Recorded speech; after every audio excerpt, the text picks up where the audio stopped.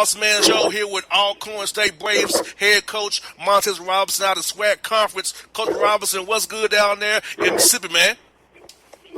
Oh, man, nothing much but the rain right now. It's kind of like the ATL. It's raining. It's real nasty out, but things are good. Things are good down here. Well, Coach, you're in year 5 leading the Braves. So which has been your greatest accomplishment since you've been in Alcorn State the last 5 years here, man? My greatest accomplishment would probably be having a 100% graduation ratio. When I took the job here, academics was down a little bit. The APR score, we was on postseason band. So the greatest accomplishment is we had a 100% graduation ratio, and we've been able to get off of the APR restrictions that we were up under. You got there right. I know that's a big accomplishment, especially for us having young black men on your roster. I know that means a lot to you, coaching our young black men. Make sure those young men have an education, have a degree behind it. Everybody does not go professional, so you got to have something behind you to go forth with once you hang up the shoes from being on the court there. Most definitely. I love that NCAA commercial. You got guys going pro and stuff, and that commercial just it hit the spot for everybody. You're gonna go pro in life and stuff, and so you got to make sure you got that degree and you're well prepared. And I really think that the people down here in Alcorn, they do a great job of preparing the young folks for life.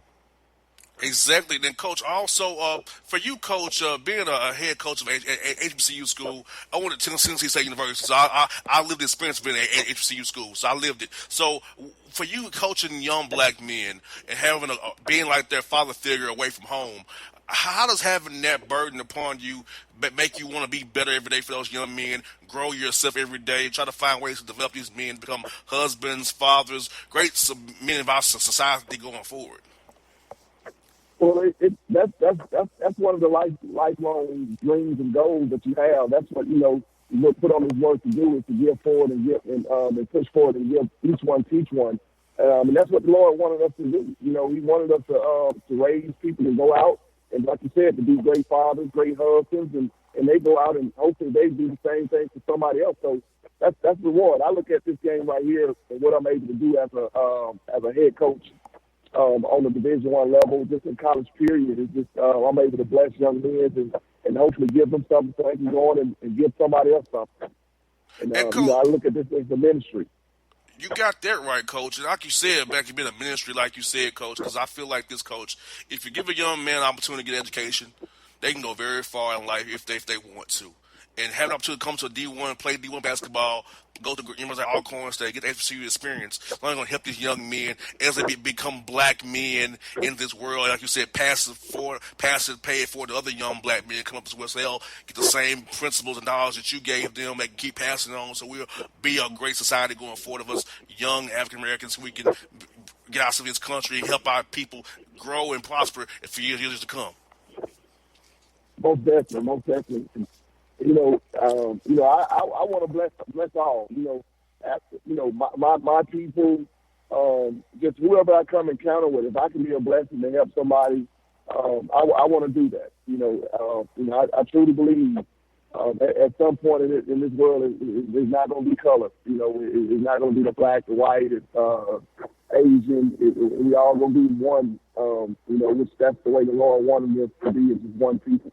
You got that right. Now, Coach, let's talk about the player development piece for your program. I know at the D1 level, the SWAC level, player development is real key in recruiting. You have to kind of project guys out in year 2, 3, 4, or 5 their red shirt for freshman year. So how do you go about developing young men on the court and off the court via your strength coach and developing them as young in their mental for watching the film as well and eating right, getting the right sleep, because I feel like they get the right sleep, they eat right, they get in the weight room the right way, they'll be able to play hard for you for those 5 months from November through March there.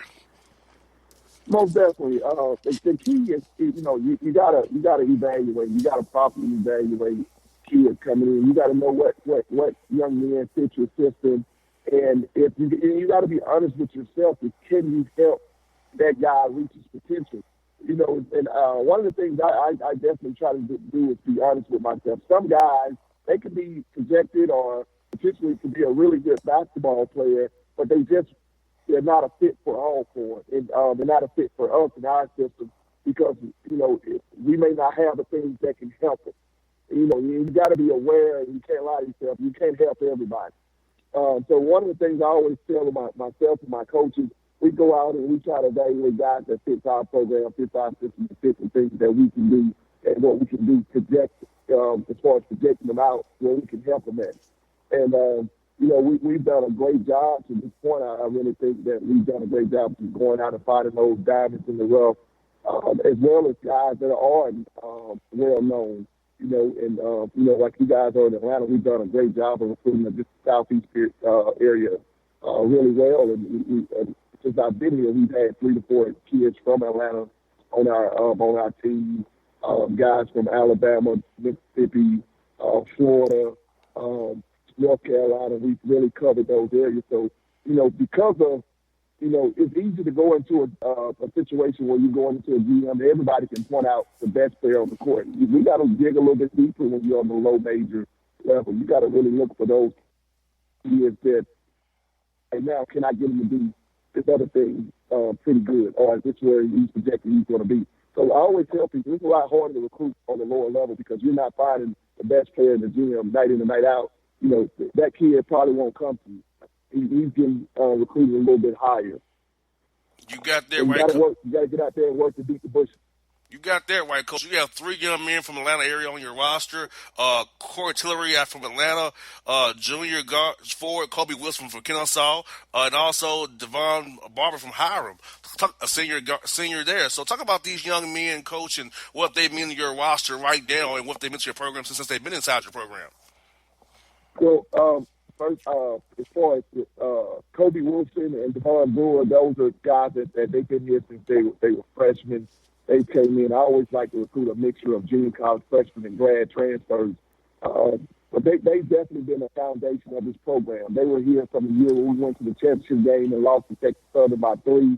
They tasted the good. They tasted the bad. And, and this year, in their junior and senior year, they're having an opportunity to reach that plateau again. And so that they've been there. So they're providing a lot of experience. So, and Corey Tillery, we were blessed to get him. He actually played for my assistant coach, Evan Davis, at Armstrong Atlantic. And Armstrong Atlantic, the program down in Savannah, they merged with Georgia Southern. So all of those players had to go on and go to different places, and he transferred from there to Texas Tech. So he played there, had 2 good years at Tennessee Tech, had 2 good years at Tennessee Tech, and he graduated and had another year of eligibility, so we were blessed to get him. And he had Hawaii, he had some other schools, but our end with that was Coach Davis, who had recruited me. He was the head coach there, and we've been blessed to get him, and he's done a wonderful job for us this year.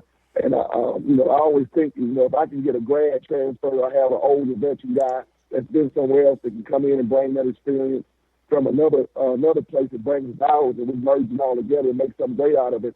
I think that's good. I think just having an older guy from somewhere else is always good, and that's been able to give us that extra boost in conference because in our league, in the SWAC league, it's normally a transfer, grad transfer league. It's not really a high school coming out of high school league, but we've been blessed to do it and bring in some high school and bring a mixture of everybody.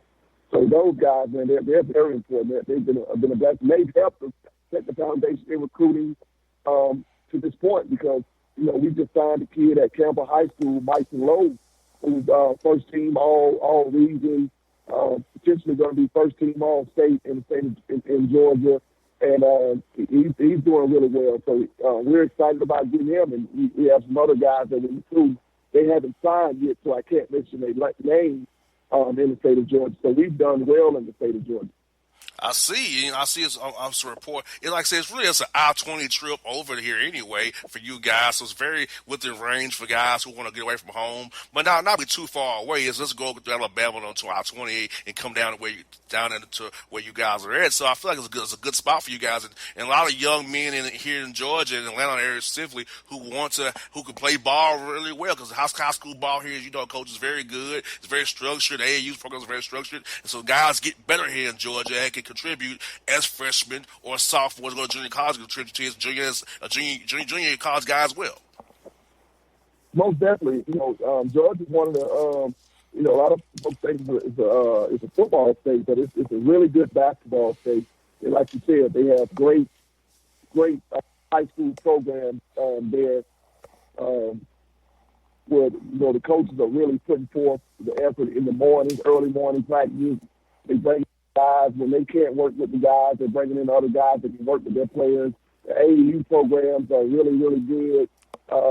It's a really well-coached basketball state. So, when you're getting a kid from out of that area, you're going to get a kid that is at least up to the standards of where you need them coming in or a junior college kid. And you're not going to be teaching the basics all over again, stuff they should have learned in high school. You don't have to go back and repeat those things. So it's definitely a really good state from that standpoint of recruiting. And, Coach, I know you guys are glad to be 6-3 in conference play right now, but I know non-conference. I want to tell my listeners this. Don't look at Alcorn State's non-conference record because there's a lot of things go into that. They have to be on the road a lot. Coach, you can contest this as well. You're on the road a lot. Can't get home games. Have to play guarantee games as well to raise money for the university as well. So all those factors involved. You only going to have 4 wins, maybe. You want to have more, of course, but it prepares you guys for the SWAC conference. I want listeners to understand that you can't judge your record by the non-con. Judge you by the SWAC record because non-con is a whole other animal that you got to deal with, as I kind of detailed here, that a lot of schools don't deal with that is high major or upper mid-major schools. Most definitely, people have to understand that guarantee is what it means. When you're going to play a team that's paying you a guarantee, they're saying we're guaranteed that you're going to lose this game. We're paying you this to take this L, and if you so happen to win it, you may not get them to pay you again. And at most HBCUs and low major conferences, you're going in to those games because you have to raise money for your university. We here at Alcorn have been I've raised about $550,000 to $600,000 every year. And that money goes into the general fund, and not a penny of that goes back into the basketball program. It goes to the general funds for the whole athletic department as far as, you got to cover some of these other sports, non-revenue sports, so you can be Division I, But, it's tough going into it. Going into it, you're going in to play all these teams, these high major teams. They got 4 or 5 stars, and they're paying you to come play, and the referees know that they're paying you to come play and everybody. So the game is going to be a little lopsided, but, we've been blessed to be able to go into some of those games and really compete and give them a scare and have opportunities to win some games. And other teams in our conference have went in and won some games in some of those guarantees. So the SWAC is good basketball. It's really good basketball. But, because of, like you said, we got to go out and raise a lot of that money. To fund the rest of the athletic programs in order to be Division I. We run into some tough hits early on. So our schedule and our wins is not like other conferences, but when we get out and we play 50 games, teams that are even to us, we come out on top 9 times out of 10. And you've done that real well. 6-6 right now in SWAC play. You got a good race there between you guys. TSU's on top right now, but you guys got a big game against Jackson State coming up here, the in-state rivalry there. So what you guys are seeing on film with Jackson State, and also how you love the fact that your guys recovered from that non-con, got you guys 6-3 right now in SWAC play. Well, the recovery from that is basically, guys that's been here like 4 years, like you talking about the Kobe Wilsons, the Devon Boers, the Maurice Howard, those 4-year guys that's been here.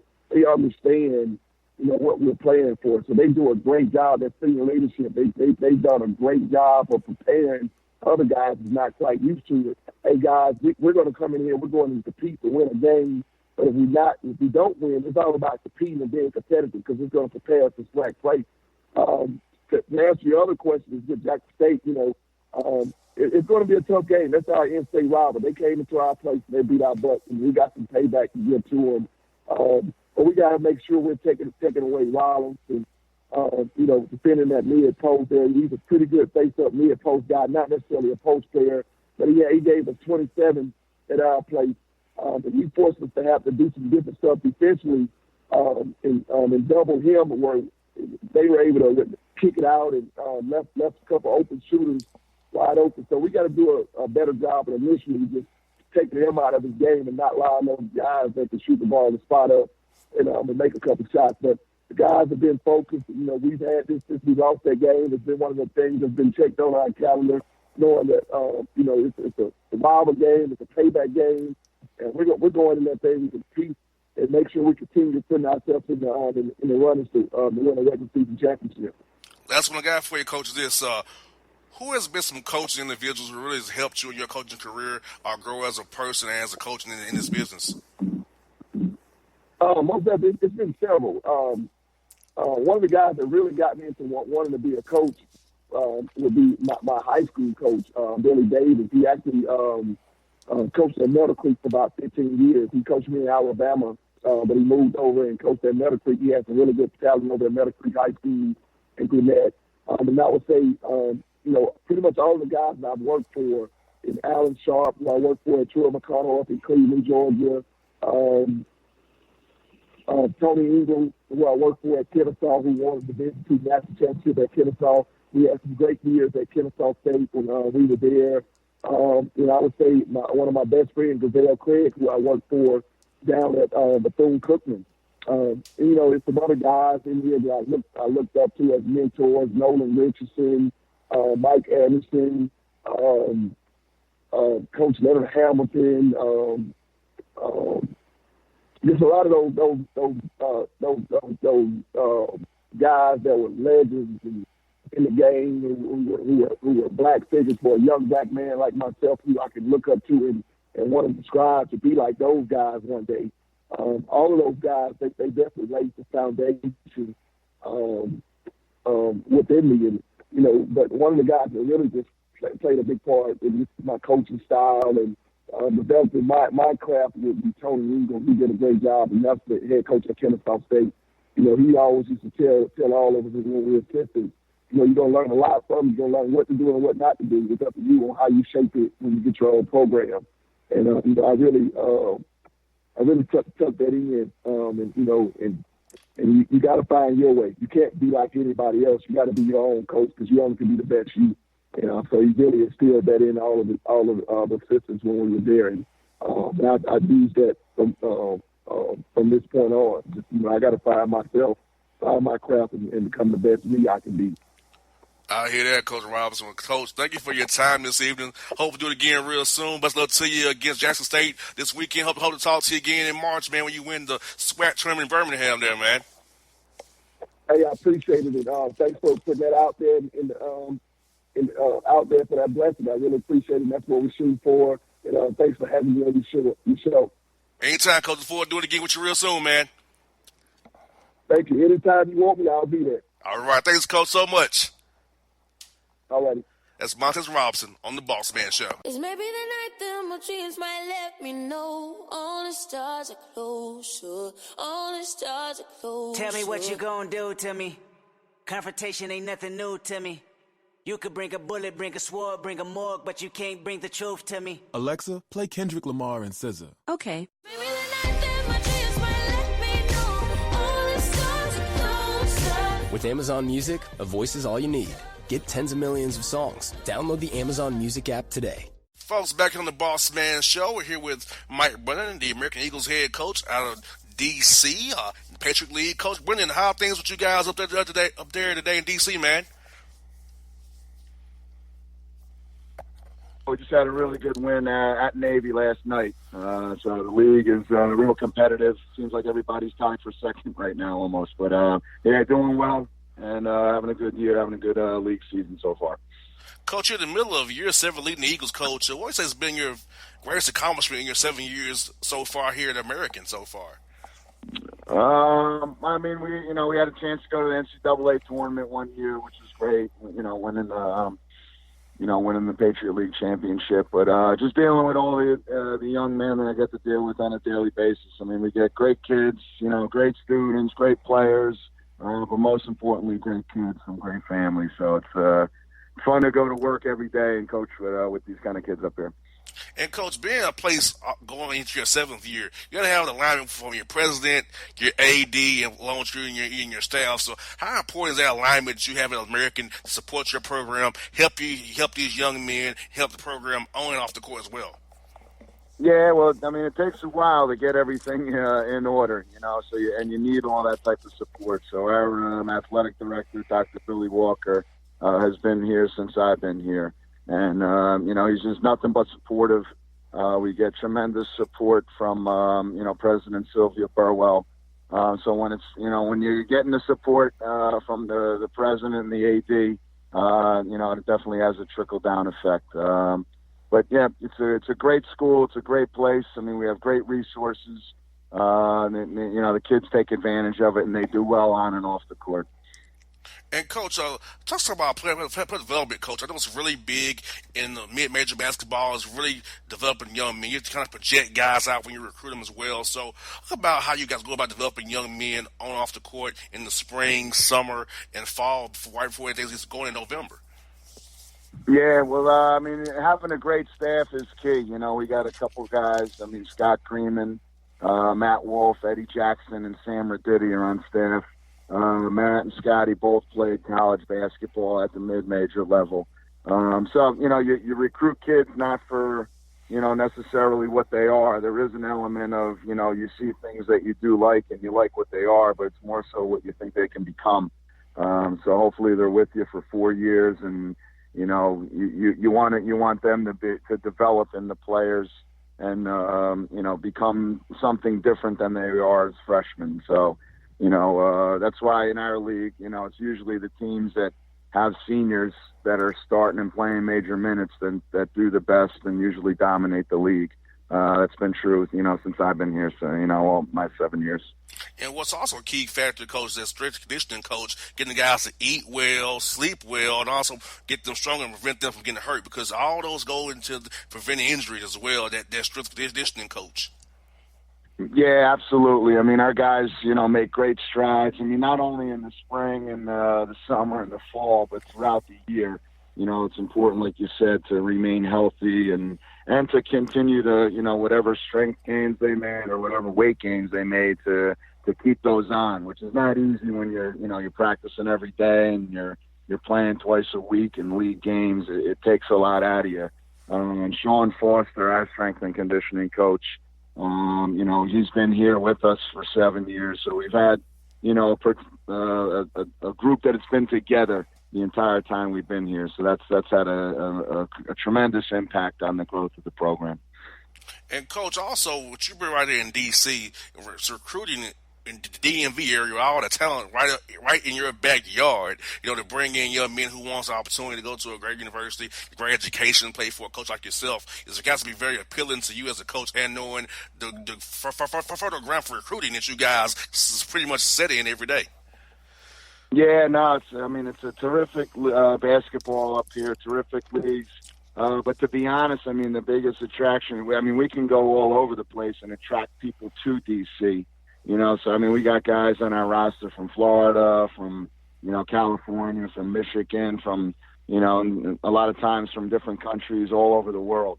So D.C. is just such a great spot. The campus is beautiful. It's a great school. So, it's easy to attract people from all over the world, to be honest.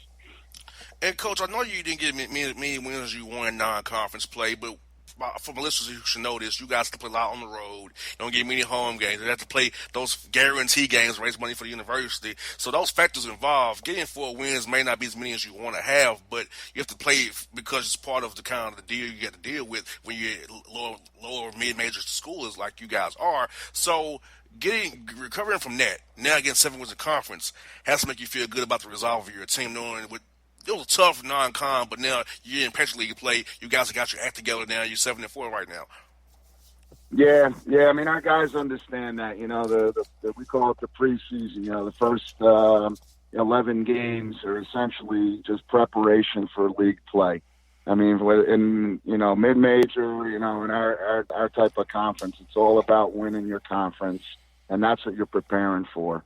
So that our guys understand it, and you got to go out and play those big games and bring in the money and do all that kind of stuff, and it's great experiences for our guys.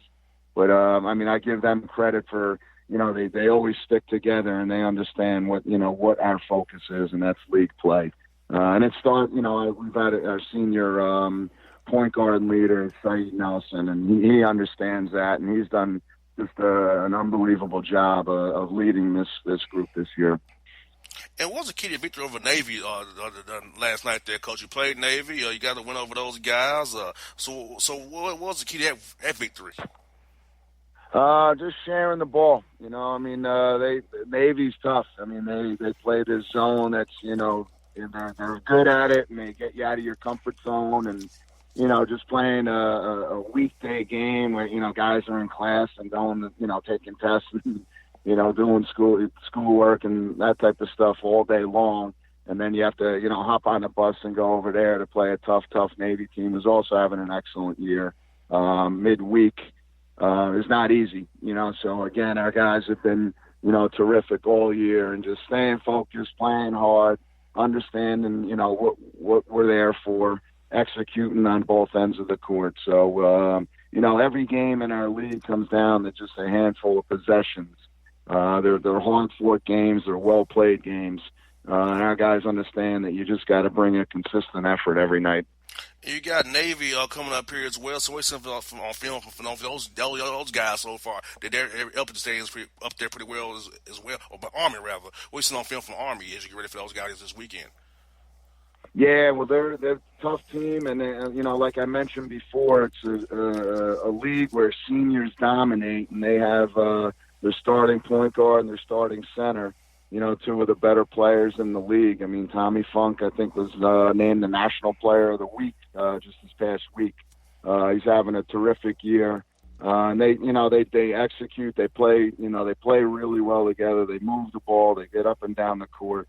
They share the ball well. They shoot it well. So I think they've won about 6 in a row here. So it's going to be a tough test for us on Saturday. Well, Coach, you have a young man on your roster from Atlanta, Christian Sutton, sophomore guard. He hasn't played as much lately here, but talk to us about this young man and what he's meaning your program going forward. Yeah, everybody on our team, it's one of those years where everybody's just in tune, on the same page, contributing on a daily basis. It's a fun group to work with. Pretty much any one of these guys, I feel comfortable enough to put them in the game and, confident in what they'll do. Christian's only a sophomore, but he's one of my favorite kids on the team, and he comes in, he works hard every single day. He understands what we're trying to do offensively and defensively. So if I had to put him in, I would feel confident in what he would be able to do. But he's been terrific all year long for us. That's what I got for you, Coach. Who are some coaches, individuals who really helped you in your career as a coach, and guys you kind of lean on when things get tough for you guys that you kind of have counsel with? I've been lucky. I've always been surrounded by, great people in my life. I played for a Hall of Fame coach at Princeton and Pete Carrill, so he's probably had the, biggest influence on me, from a straight basketball standpoint. I was prepared for Coach Carrill by playing at for a great high school coach, Ben Candolino, at Elizabeth High School in New Jersey. So having, played for guys like that and, practicing and understanding what goes into winning, has been instrumental. Then I was lucky enough to work for John Thompson, for Joe Scott, for Jeff Jones, just great, terrific coaches that I was able to grow and learn from on a daily basis. Coach Brennan, thank you for your time today. Hope to talk to you again real soon. Best of luck to you against Army this weekend, Coach. All right, great. I appreciate you having me. Anytime. We're looking forward to getting with you real soon, Coach. All right. Thanks a lot, Jeff. All right, that's Mike Brennan on the Bossman Show. My heart skips skipping the beat. You're not close enough, so that space between you and me, let's lose it. The way you're dancing, swaying to the music, girl, that body and how you move it. Every time you cross my mind, girl, I lose it. Alexa, play the Country Heat playlist. Okay. I don't think you know what you're doing to me. You got With Amazon Music, a voice is all you need. Get tens of millions of songs. Download the Amazon Music app today. All right, folks, back in the Bossman Show. Anthony Latina, the coach of the Sacred Heart Pioneers out of the Northeast Conference. Coach, how are things going with you guys in Connecticut, man? Going great. A little, weather's a little colder up here than it is down there in Atlanta, but we're used to that. And, we lost a tough one last night at the buzzer, but that's how college basketball works. We got to regroup and play a very good team on Saturday. Yes, indeed. Now, Coach Raskis, you've been at Sacred Heart as the head coach for in the middle of year 7. So tell us, Coach, what's been your greatest accomplishment since being at Sacred Heart as the head coach in 2013? Well, I think, obviously, everyone point that is wins and losses and finishes in the league, and those are super important. That's how we're judged. But I think, I'm very proud of the type of program we built, with the type of kids who graduate and do what we're supposed to do. And, we haven't achieved our ultimate goal of getting the NCAA tournament, but we've been close, and hopefully this is the year we break through. We're in a decent position. We've had some opportunities, but the margin of error at our level is razor thin. Got to win 3 games in the conference tournament to get the NCAA tournament. We're a one-bid league, so there's no at-large bid, so you can have a great regular season and stub your toe in the tournament, and unfortunately you can't get in the conference tournament, and unfortunately you can't get the NCAA tournament. So, but we feel like we're starting to establish ourselves as a consistent program, and hopefully this year is another good year, and if we can catch a break in the conference tournament, we can change the perception even more of our program. Yes, indeed. Now, Coach, last year you guys finished starting place in the NEC. So what did you and your staff really prioritize in the spring, summer, and fall as you get ready for the season about trying to be better, trying to make sure that you guys peak for those 3 days in March to get that automatic bid to the big dance?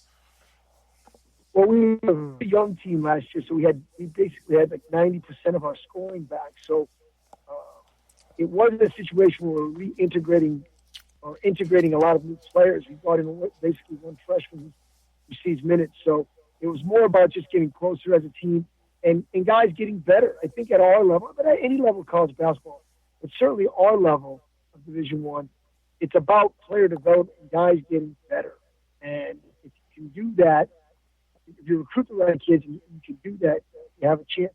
The other thing that I think we've done a better job of is recruiting a little more depth. And a few years ago, when we finished in second place, we were on the cusp of really breaking through, and we had a sophomore who was a player of the year.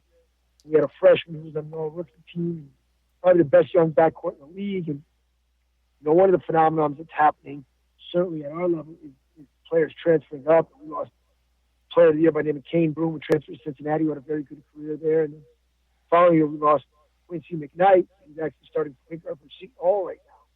So that was something that we felt like we were on the doorstep of really putting together 3 or 4 good years. And when you lose 2 elite players like that, you kind of have to rethink how you do things and rethink your recruiting. So certainly, I think we did a much better job. We had a very good non-conference schedule record, and we were 3-1 in the league, and we actually ended up losing our starting point guard, Cam Parker, for the season, who was 3rd in the country in assists at the time. So had that happened 3 or 4 years ago in our program, I think it might have spelled basically the end of the year for us. But because we've recruited pretty good depth, we still put ourselves in a position where we're tied for the 2 seed right now, and still been able to win some games and go forward since Cam's injury. So I think that's one area where I feel the program's made the most progress, is we've been able to absorb either injuries or departures a little bit better now than we were maybe 3 or 4 years ago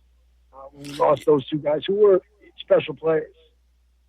Oh yeah, I noticed that too as well, Coach. At your level, like if you have a world beater, a guy that can really play, those high to upper mid majors will come calling and kind of pilfer off the good hard work you guys put in development wise, and take some things you kind of thought would be in your program for a while. So I've definitely noticed that trend in college basketball these days. I know it probably drives you guys mad at the level you guys are off D1. Yeah. Well, I think I think It's a reality.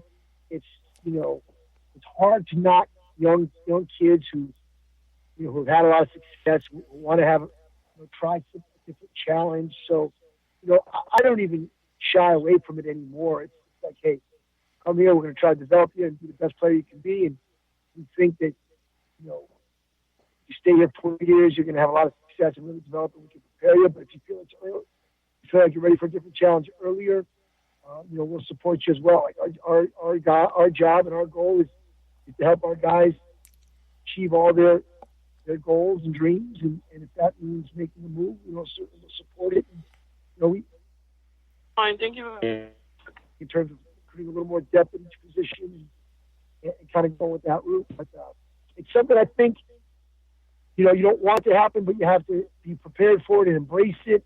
And if we're getting guys that are all league players or player of the year every 2 years, that means that they're pretty darn good for us, that they can transfer to a higher level. So it's kind of like I kind of equate it to like a low major level of one and done or leaving early for the NBA draft. You got to try to plan for it. And you hope that you have enough foresight where you can replace them with a very good young player. So it is what it is. I do think it's helped us in recruiting. I think some players think, hey, if I go there and play real well, I can make a move. Again, we're not encouraging that. We prefer that not to happen, but if it helps us get player, caliber player.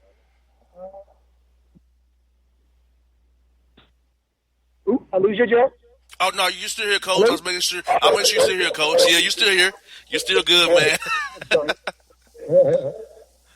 Yeah, Coach. So you got that right, Coach. You kind of alluded to it, Coach. You guys won 7 games of non-conference. Has to make you really happy because listeners might understand this. In the NEC, you guys have to play guarantee games. You don't get many home games. You got a lot of travel. So to win 7 games, knowing that you kind of a stacked deck against you, non-con season a lot of times, getting 7 wins has to make you feel really good about your team.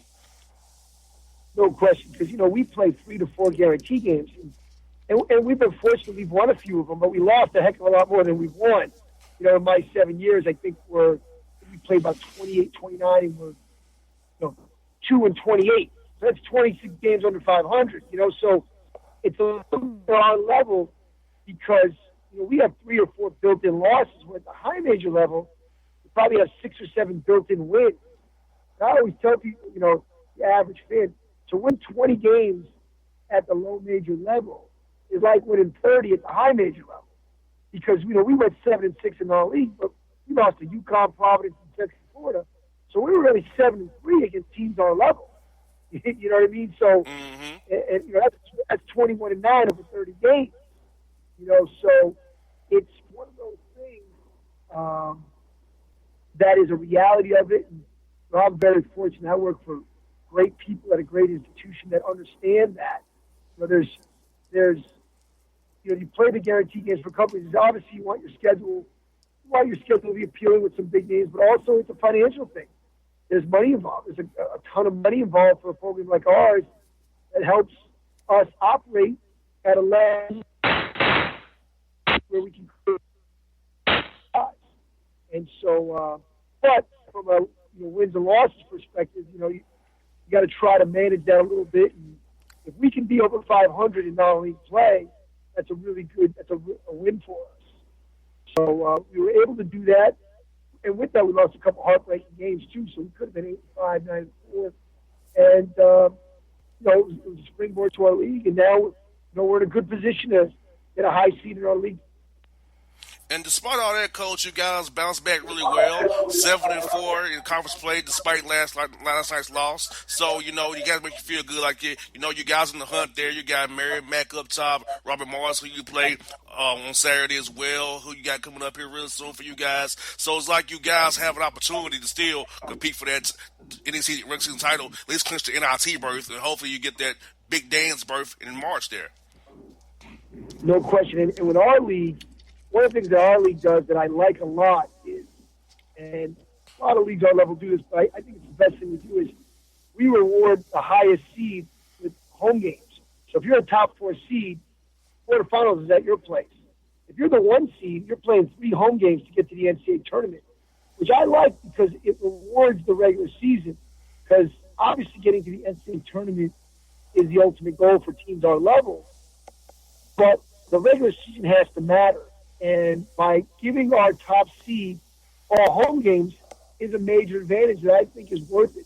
A lot of leagues our level will play at a neutral court. And I'm not a big fan of that because I think the regular season should matter.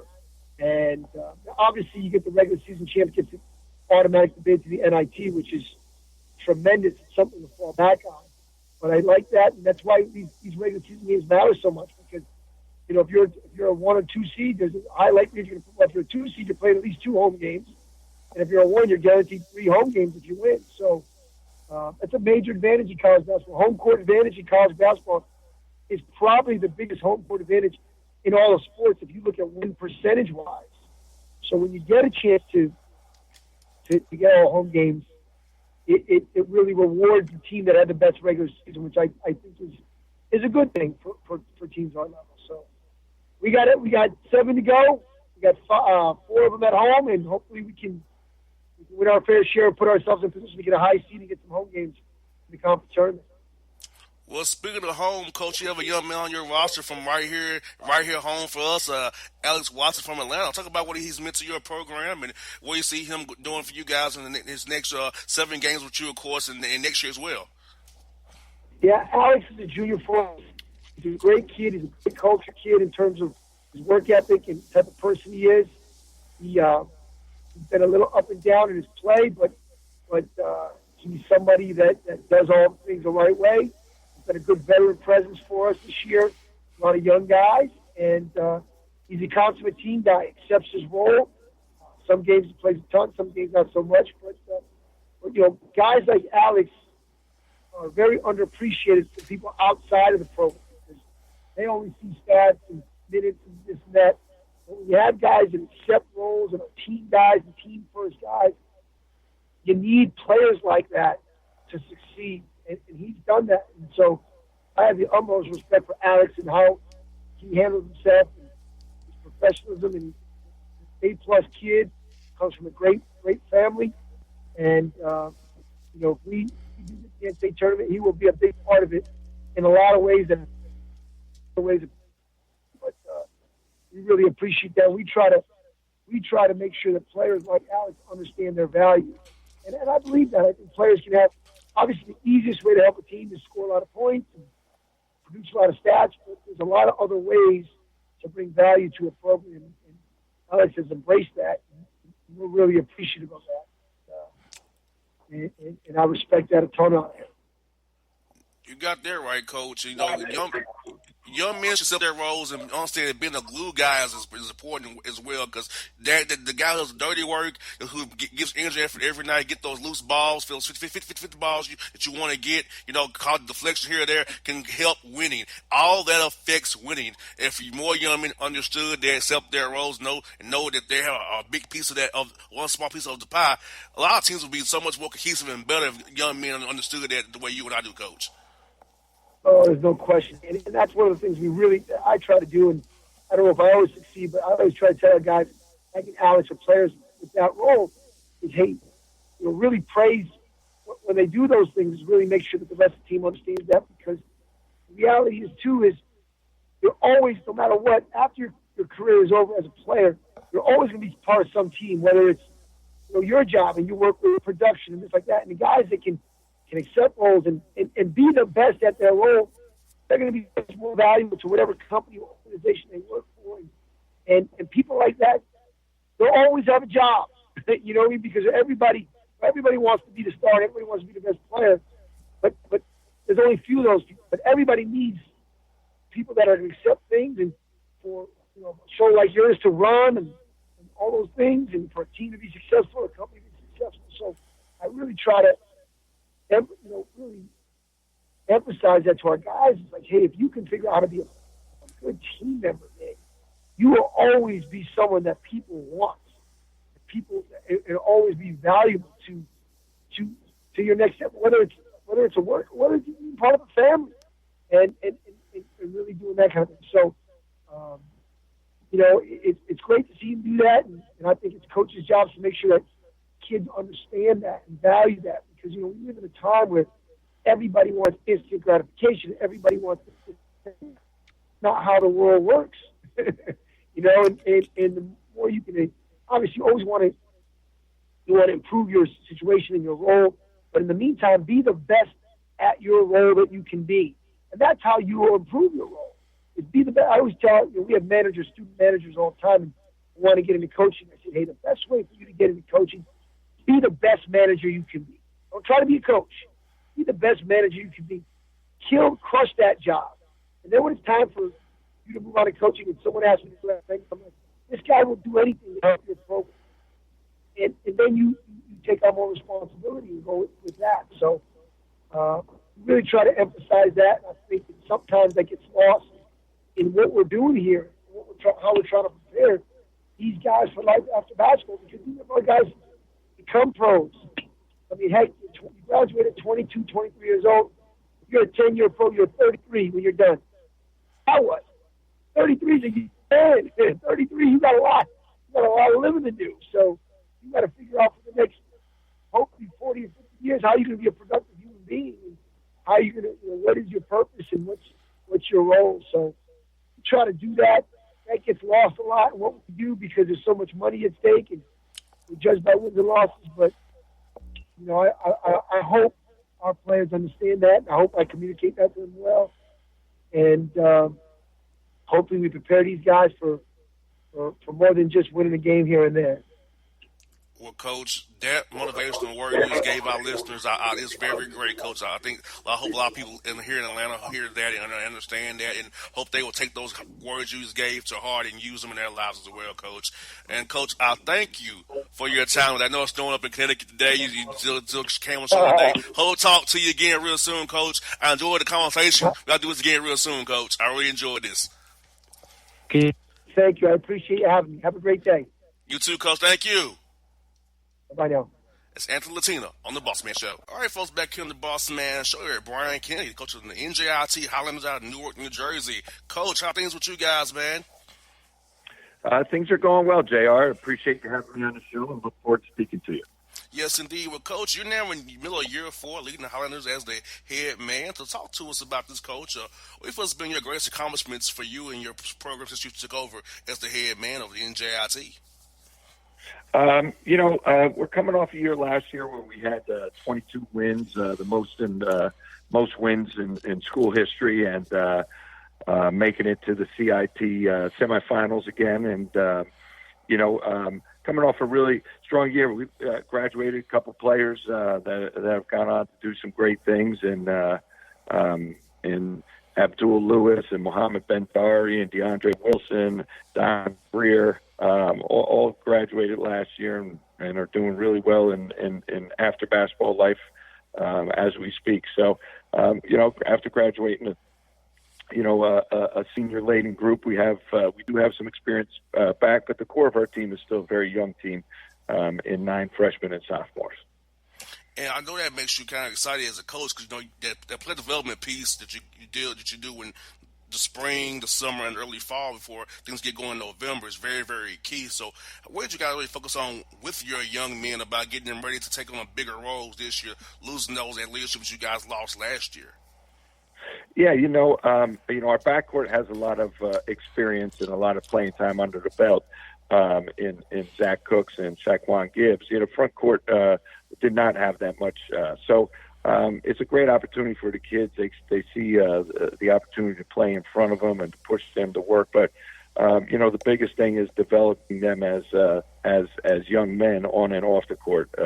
When you come into as a freshman into any collegiate situation, there's a lot of off the court basketball stuff that people don't even get to see, the socialization, the academics, the amount of time that you put in to help the school and the program with community service, doing different promotional things, all away from the court. And then you get on the court, you got the weightlifting, which I think is one of the biggest things these days is the strength and size of the players in the game right now. So, freshmen come in and they're still in their infancy as far as their development of their body, getting them ready for for college play. So hitting the weight room, and then all of a sudden having coaches, really coaching them on top of them, trying to get them to get better with their individual skills, and also within the team concept of understanding what your team's trying to accomplish on the court and the game plan and so forth, travel and everything. It's a lot for freshmen. So if you look across the board, very few freshmen succeed at a high level initially. It usually takes a year or two to get under the belt and get wet behind the ears, so to speak, and get used to the formation of collegiate basketball. You got that right, Coach. And I know come off last year's 22-win season that, when you guys make recruiting calls now or you want to talk to a young man, like, oh, NJIT 22 wins last year. So I'm pretty sure that guy has helped you guys in recruiting. Now you have a young roster, of course, but if you want to add some depth or go for class balance, you can now with having options now, having had that great year you had last year.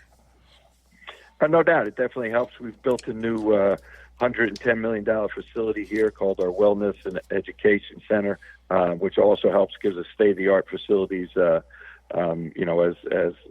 top of the line to be able to attract kids and having success on the court. But the backbone of everything we do here at NJIT is our academics.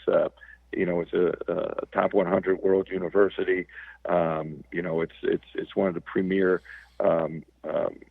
academic institutions in the world, with engineering, science, technology, engineering, and math being our focus, which the STEM environment right now creates a lot of job opportunities for the kids out there. So it's academics. A great president in Dr. Joel Bloom, and a great athletic director and Lenny Kaplan that understand that it's definitely student first before athlete, and that's the most important thing. I get more phone calls and more emails if our kids are doing well or not doing well in the classroom than I do about on the court. So it's academics first here at NJIT. You got that right, Coach. And also, Coach, I feel like that your young men is pretty bounced back pretty well from the tough non-con, because I know you probably want to have more wins, but when you got a young team, guys taking on new roles, new opportunity, when you play in those high major schools and when you have to play those guarantee games, raise money for the university as well, and it can be tough. So I feel like you can't really look at that record per se, because there's so many factors and layers that go into that record that people can't really judge you on that. Yeah, it's very difficult, JR, especially with the young team. The most important thing is conference play, and to see our guys bounce back and be competing in conference play is what it's all about. And we're lucky we have two fantastic players out of Georgia, and Zach Cooks right outside of the Atlanta area, and then San Antonio Princeton from Augusta, Georgia. Both players have really stepped up to help our younger group and have really helped lead the way in our conference.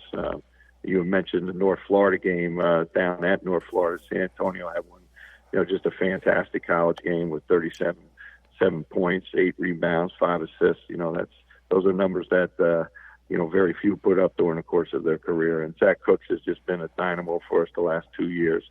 One of the best small guards and one of the best mid-major guards in the country, one of the better small guards across the board in the country. So, the state of Georgia has been great to NJIT, and we certainly appreciate everything that Zach and San Antonio brought to the program. You got that right, Coach. It's an easy in for you guys with Kennesaw State being right in your conference. Also, Lipscomb, which is right up the road as well. If you want to talk about Stetson, North Florida, and Gulf Coast, like you have a lot of schools down this way. This is Jacksonville as well, which is right in that heart of Georgia region that you can kind of tap into because of your location. Come on down here and find players that way. And North Alabama as well, so pretty much the seven schools in the South, and you guys the outlier, but you come down here and find great talent that can help you, like San Antonio and Zach did that night in North Florida, done for you all year long. Yes, it's the Atlantic Sun. Joining the Atlantic Sun has really opened up some doors that probably wouldn't have been available to us. with the exposure down in the Sun, people know down south that the A-Sun, was a terrific conference. Last year, I think was the height of the new A-Sun conference, so to speak, with Liberty coming in and beating Mississippi State in the first round of the NCAA tournament and taking Virginia Tech to the wire in the second round. You had Lipscomb University going all the way to the finals and losing to University of Texas in the NIT. And then you had ourselves winning a school record 22 games last year, including, 2 bye-game wins, which are always a feather in the cap. But, from top to bottom, Florida Gulf Coast, Dunk City, Jacksonville University, Kennesaw, Lipscomb, North Alabama joining the conference, Liberty. It's a really solid mid-major basketball conference. North Florida's had great success under Matt Driscoll. We're adding Bellarmine, which is a top, perennial top 5 Division II team to next year's group. So conference keeps getting better and better. You got that right, Coach. And you got Jacksonville. Tony does a good job there, Coach. You know that, being competing against the guy.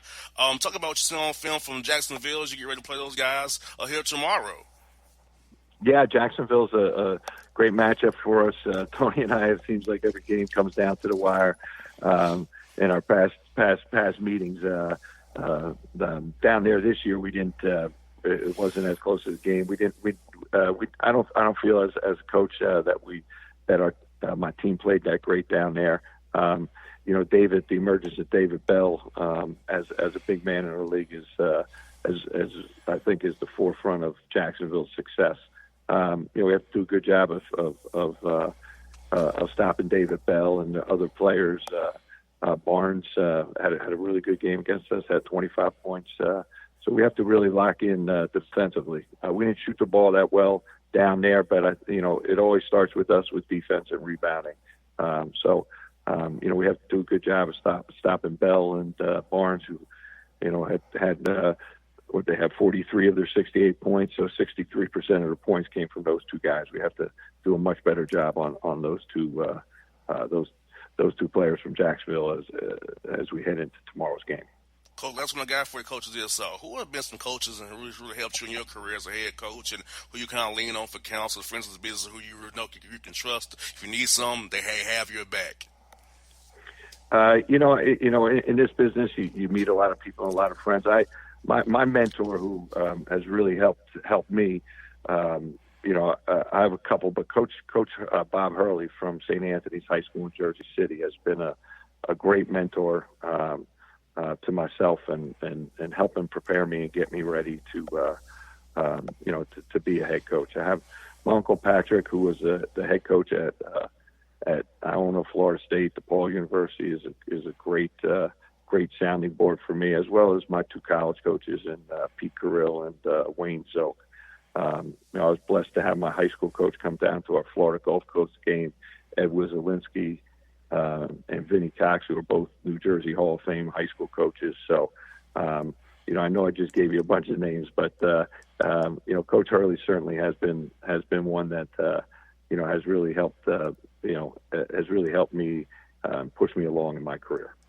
Well, hey, that's a great name to have in your corner there, Coach Kennedy. Well, Coach, thank you for your time today. I appreciate it so much. Best of luck to you tomorrow in Jacksonville, and Coach Jassy over there against the Dolphins. Hope to talk to you again real soon, Coach. I appreciate it, JR, and thank you for all your coverage of the A-Sun. It's every year it's getting a little more. People open up their eyes and seeing players like Garrison Matthews out there for the Washington Wizards, and the guard from Florida Gulf Coast who had a great fourth quarter the other day for the Atlantic Hawks, and Dallas Moore, who's over in Europe doing great things, and Tim Coleman from NJIT, who won the MVP of the Luxembourg League last year. There's some really, really solid players out there in the A-Sun. So appreciate everything you do, JR. Anytime, Coach Kennedy. Have a great one. Talk to you real soon, man. All right, now. Be good. All right, this is Brian Kennedy on the Bossman Show.